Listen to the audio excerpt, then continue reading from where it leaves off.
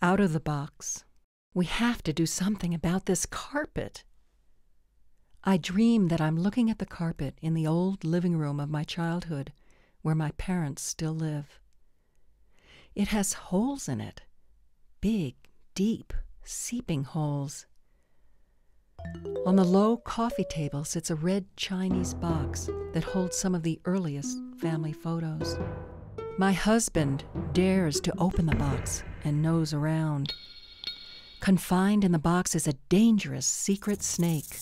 Suddenly, the snake springs out of the box and flies through the air, disappearing up the stairs. Across the room, in front of the red brick fireplace, a brazen rat glares at me. The old wounds from early childhood are bubbling up from below and bleeding through the old carpet, and the house is crawling with snakes and rats. My husband dares to open the box. When I see the snake coiled tight, I warn him of the potential danger of nosing around in this early childhood history. And the rat, he looks so arrogant, as if to warn me, don't even try to change anything. This is the way it is here, and this is the way I like it. But after drawing these images and living with them for hours, days, and months, I have a different perspective. The snake doesn't spring at us and strike the way I fear it might. Instead, finally free of its confinement, it flies upward. Snakes don't fly. This is the mythical snake, ancient symbol of transformation, finally released from its confinement, the flying dragon waiting in the Chinese box. And now I have to take a good look at that rat. Hello, rat. You don't look arrogant at all close up. You look cranky, tired and sad.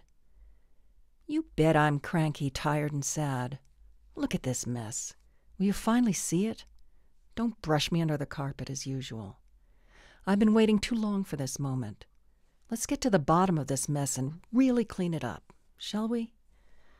I'm a survivor, and so are you. You just don't like to identify with me. Together we'll get through this ratty phase. Escape.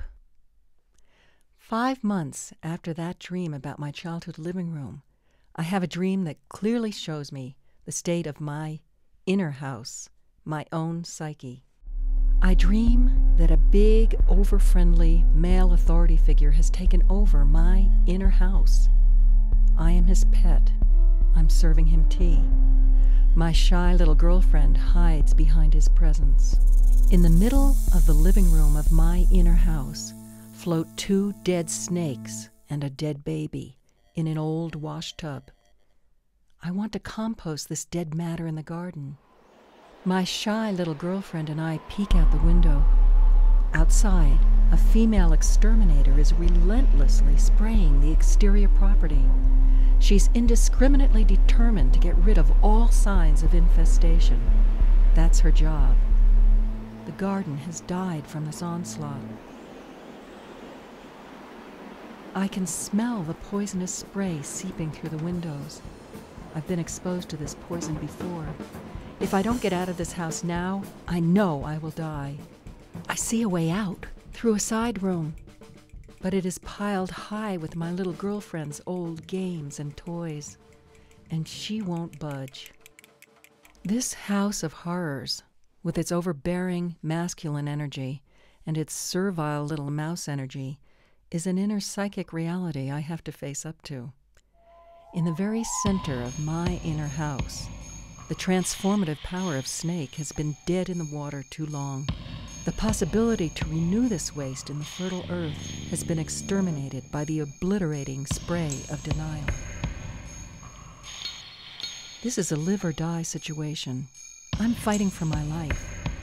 But my fearful little girlfriend is mired in the debris of her past and is too afraid to leave. I draw the dream awake. Yes, if I can draw it, I can do it.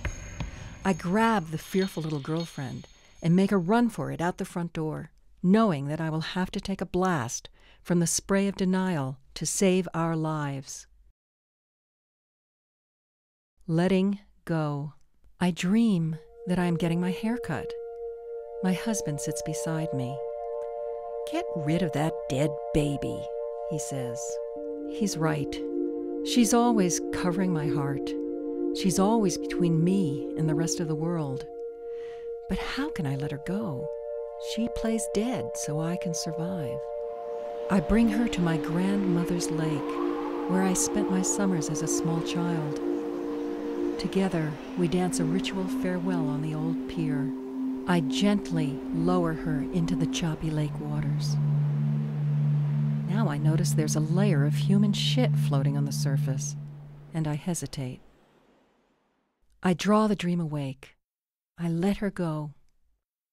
She drops deep below the shitty surface, to where the water is clear and clean. Her heart bleeds with feeling at our parting. I'm cutting away the ties that bind me to the past and limit who I am. I survived by deadening and burying parts of myself for so long. It's a small way of being. Can I let go of this dead weight on my heart that I'm so bonded with? I choose to let her go in the sacred waters of my grandmother's lake. I return her to the grandmother of all creation. Human waste fouls her surface, but just below that, she is her own pure self. As the baby reaches this deep level, she comes alive with feeling. Serpent rising. I dream that I am at the shore of an inlet, watching the giant head of a primordial monster surface from the water. It's a snake! I call my husband to come see. We watch in awe as its long, undulating body fills the entire inlet.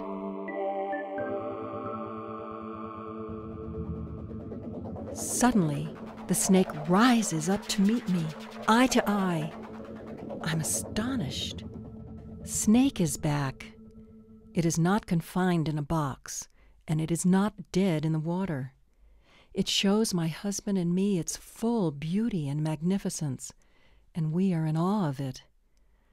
But it wants something more from me. It wants me to meet with it, eye to eye. It has come to me of its own accord, full of divine life force. And this life force is filling me and flowing through me now. This fierce, sacred, primal energy is shedding my old skin.